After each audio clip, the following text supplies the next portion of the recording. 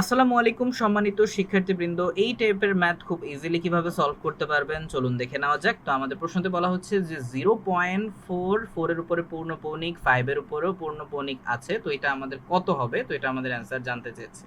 ওকে, তো আমরা অপশন দেখে বুঝতে পেরেছি এটা আমাদের কি ভগ্নাংশতে প্রকাশ করতে হবে, স্বাভাবিক। তো এবার আমরা একটু আসি যে কিভাবে আমরা করব। তো সবার ফার্স্টে আমরা হরের যে অংশটা সেটা আমরা সলভ করি। তো হরের ক্ষেত্রে পৌনঃপৌনিকের ক্ষেত্রে নিয়মটা হচ্ছে যতগুলো সংখ্যার উপর পৌনঃপৌনিক থাকবে অতগুলো থাকবে 9, এবং যেগুলো সংখ্যার উপর পৌনঃপৌনিক থাকবে না তার পরিবর্তে আমরা 0 লিখবো, ঠিক আছে। এখন যেহেতু আমাদের এখানে দুইটা সংখ্যাতেই পৌনঃপৌনিক আছে, তার মানে এখানে আমাদের দুইটা 9 বসবে। ওকে, তো আশা করি বুঝাইতে পেরেছি। আর যদি এখানে 5-এর উপর পৌনঃপৌনিক না থাকতো তাহলে আমরা 0 বসতো, ঠিক আছে।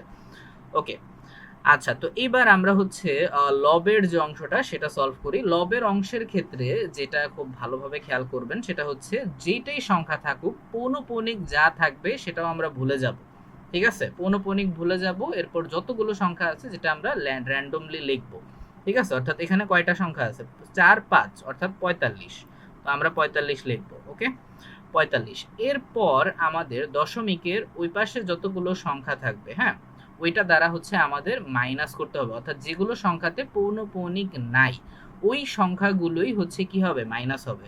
এখন যেহেতু জিরোর উপরে পৌনঃপৌনিক নাই, তার মানে জিরো দ্বারা মাইনাস হবে। এখন 45কে জিরো দ্বারা মাইনাস করলে ওই 45ই কিন্তু আছে, 45-এ আসে, তো এই জন্য আমি আর লিখতেছি না। এবারে যে কাজটা করব, এখন আমাদের এটাই কিন্তু অ্যান্সার হওয়ার কথা, বাট হ্যাঁ, এটা অ্যান্সার হবে না, হ্যাঁ, কারণ যেহেতু ভগ্নাংশতে প্রকাশ করা হয়েছে এবং এটা আমাদের কাটাকাটি কিন্তু যায়।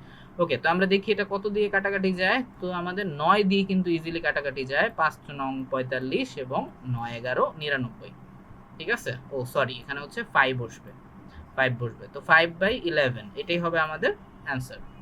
ওকে, আশা করি এই টাইপের এমসিকিউ এখন থেকে পারা যাবে। ধন্যবাদ।